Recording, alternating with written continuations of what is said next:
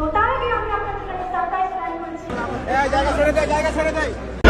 এই কেমন আচরণ ফারিনের? প্রথম আলো পুরস্কারের মঞ্চে দাঁড়িয়ে সাকিব খানের আশেপাশে বিরক্তিকর অঙ্গভঙ্গিময় নেচে সাকিব খানকে রীতিমতো বিব্রতকর পরিস্থিতিতে ফেলে দিয়েছিলেন নায়িকা তাসনিয়া ফারিন। অনেকে তো বলছে তাকে দেখে মনে হচ্ছিল যেন তিনি সাকিব খানের সিনেমারই নায়িকা। জি হ্যাঁ দর্শক, তবে সাকিব ভক্তরা বলছে ফারিনের এরকম আচরণের কারণ সাবিলা নূরকে সাকিব খান নায়িকা হিসেবে নিয়েছে বলেই ফারিনও চাচ্ছে এইভাবে নেচে সাকিব খানের নজরে আসতে। তবে অনেকেই তো আবার ফারিনকে নিশোর মতো পাগল বলেও আখ্যা দিয়েছেন।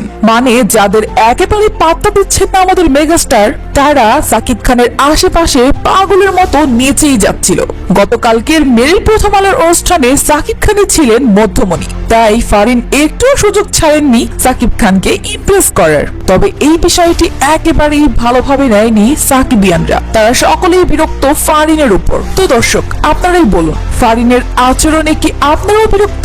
অবশ্যই কমেন্টে জানাবেন। তবে আমাদের মেগাস্টারের কিন্তু একদমই ভালো লাগেনি এই বিষয়টি। এরকমই আপডেট নিউজ পেতে সাবস্ক্রাইব করুন স্টার কথা।